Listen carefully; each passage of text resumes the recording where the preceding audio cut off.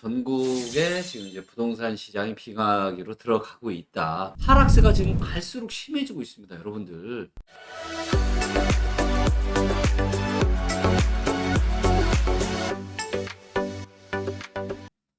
안녕하세요. 리치고팀의 김기현입니다. 자, 이제 제가 누누이 말씀드리고 있죠. 이제 전국에 지금 이제 부동산 시장이 비강하기로 들어가고 있다. 그리고 이런 것들이 데이터로 계속해서 확인이 지금 좀 되고 있는 상황이고요. 이제는 수도권에서 인천마저 전세 수급이 100 밑으로 떨어졌습니다. 즉, 인천도 전세가 수요보다 공급이 훨씬 더 많아졌다는 이야기고, 공급 물량이 또 인천 같은 경우는 많기 때문에 지금보다 훨씬 더 많이 밑으로 내려가서 전세 수급 상황이 안 좋아질 것 같고요. 자, 이제 화면에서 보시는 것처럼 지금 제주도랑 강원도도 밑으로 왼쪽으로 움직이고 있죠. 그나마 상황이 좋았던 제주도, 강원마저도 싸늘하게 지금 매매 시장과 전세 시장이 식어가고 있다. 그래서 제가 뭐라고 말씀드렸죠? 요 지역들도 요 밑으로 이제 많이 내려올 거고, 여기에 있는 지역들도 더 밑으로 내려올 거라고 제가 말씀드렸죠. 그래서 갈수록 상황이 좀 심각해져 가고 있고요. 조금 많이 움직인 지역들 위주로 보시면 이제 강원도 같은 경우가 밑으로 이제 훅 이렇게 떨어졌죠. 그래서 이제 보시는 것처럼 밑으로 떨어졌다는 얘기는 전세 수급이 이렇게 많이 떨어졌다는 얘기고요. 그래서 보시는 것처럼 전세 수급이 강원도마저도 지금 떨어지고 있고요. 자, 그리고 요게 이제 그 강원도의 이제 KB 부동산의 전세 수급 상황, 한국 부동산원의 전세 수급 상황입니다. 그래서 보시는 것처럼 한국 부동산원에서도 조금씩 밑으로 내려오고 있고, KB 상으로는 상당히 좀 가파르게 현재 내려오고 있는 상황입니다. 자, 그러면 이제 강원도의 이제 세부적인 좀 상세 지역의 이제 움직임이 어떻게 되는지를 같이 수급 데이터랑 더불어서 한번 보도록 하겠고요.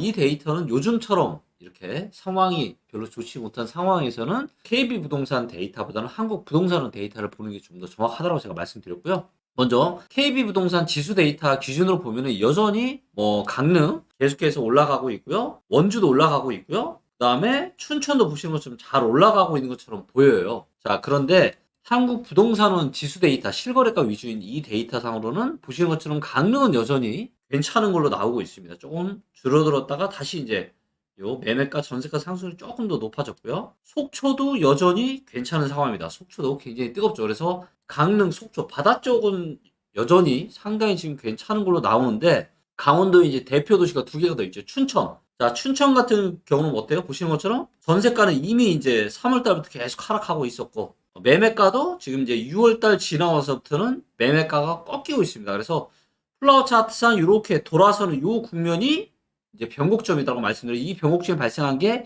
6월 20일. 그래서 지지난달 중순 이후부터 춘천이 꺾이고 있고, 전세는 이미 그 전부터 꺾였다. 그래서 그나마 뜨거웠던 강원도도 이제는 바닷가가 아닌 이 내륙 쪽에 있는 춘천은 이미 매매 전세가 동반 하락을 하기 시작했고요. 자, 원주 같은 경우도 어때요? 원주는 이미 5월 달부터 5월 9일부터 보시는 것처럼 매매가와 전세가가 둘 다 꺾이고 있는 모습입니다. 그래서 이미 원주가 가장 먼저 꺾였고, 그 다음에 춘천이 꺾였고요. 그 다음에 아직은 속초랑 강릉은 괜찮은 움직임을 보이고 있긴 하지만, 이 지역들도 어떻게 된다? 예, 이 지역들도 머지않아 하락세로 돌아설 것으로 그렇게 예상이 되고 있고요. 아마도 올해 한 10월에서 연말 정도면 이쪽 지역들도 하락으로 돌아서지 않을까, 그렇게 예상을 좀 해보고 있고요. 제주도 같은 경우도 제주도도 밑으로 왼쪽으로 많이 움직였죠. 즉 매매 수급도 지금 이제 안 좋아졌는데 전세 수급도 안 좋아지고 있다, 이런 이야기이고요. 그래서 보시는 것처럼 아직은 이제 평균보다 많이 밑에는 아니지만 제주도의 매매 수급 시장 상황도 갈수록, 즉 그나마 이제 괜찮던 지역들도 전체적인 부동산 시장이 얼어붙고 있다 보니까 이런 안 좋은 영향을 받고 있는 것이 데이터로 확인이 되고 있고요. 자, 그러면 제주시의 한국 부동산 시세 데이터는 어떤지 한번 확인을 해보도록 하겠습니다. 제주도 같은 경우는 이제 보시면 서귀포시를 먼저 보겠습니다. 서귀포시는 조금 매매가와 전세가가 7월 한 중순 정도에 잠깐 2주 정도 하락했다가 다시 이제 7월 25일 최근 날짜가 살짝 오른 걸로 나와 있고요.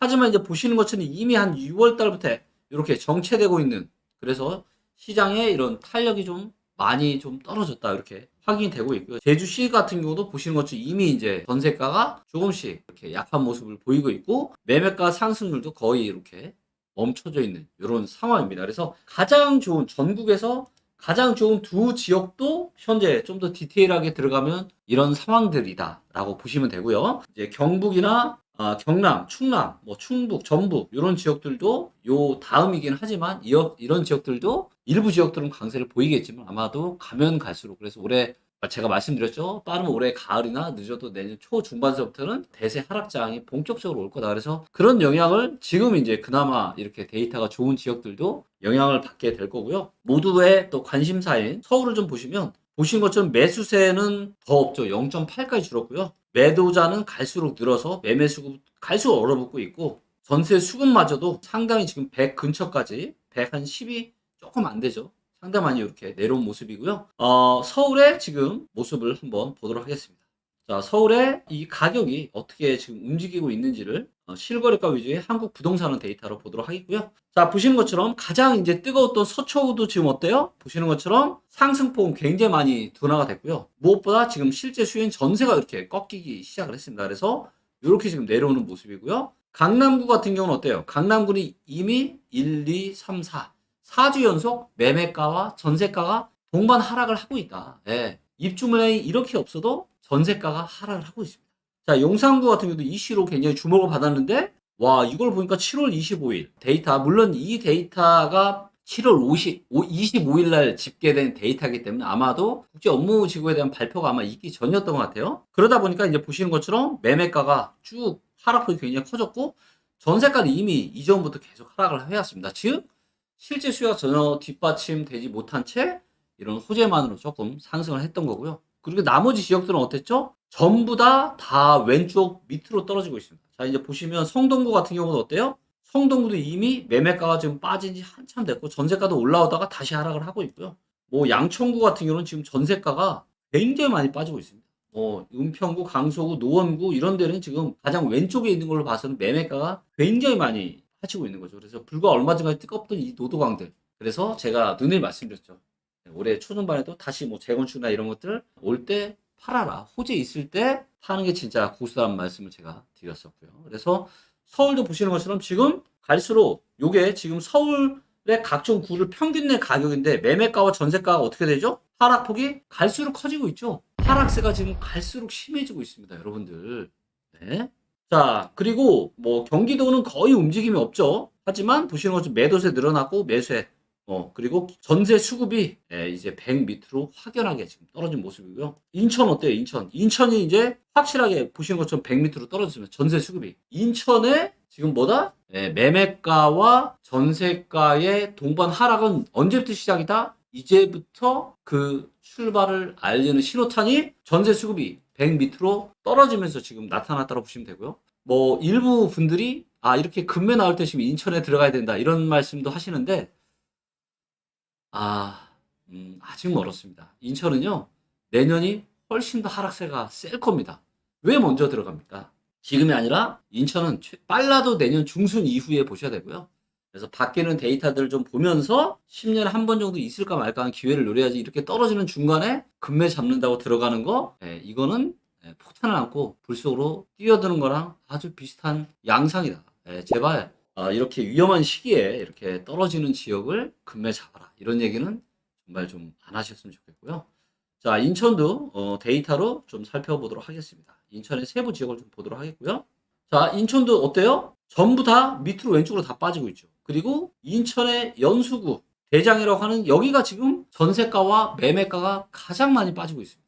그러니까 연수구가 입지 좋은 거 누가 모릅니까? 하지만 보시는 것처럼 지금 가장 매매가와 전세가가 가장 많이 빠진 게 누구다? 연수구다. 제발 무슨 인천에 송도는 안 빠지고 대구에 수성구 안 빠지고 서울에 강남구 안 빠진다. 제발 그런 내피셜에서 좀 벗어나서 객관적인 데이터로 여러분들의 소중한 이런 자산에 대한 의사결정을 좀 잘 하시면 좋을 것 같고요. 자, 그리고 이제 뭐 나머지 지역들은 뭐 크게 움직임이 없죠. 그래서 이제 보시는 것처럼 뭐 대부분 이렇게 지금 안 좋아지는 이런 지역들이 좀 많아지고 있고요. 부산이나 이런 지역들도 점차 상황이 안 좋아지고 있습니다. 그래서 점차 비가기 속으로 점점 부동산 시장이 향하고 있는 것들이 데이터로 확인이 되고 있고요. 당분간은 부동산에 내 집 마련 관심도 주지 마시고 일단은 이런 상황을 관망을 하시면서 앞으로 빠르면 내년 말이나. 근데 내년 말은 아닐 것 같고요. 아마도 내후년이나 한 2, 3년 정도 후부터 다가올 수 있는 엄청난 기회를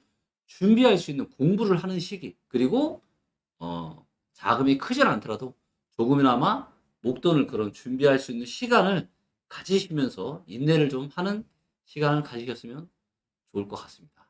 감사합니다.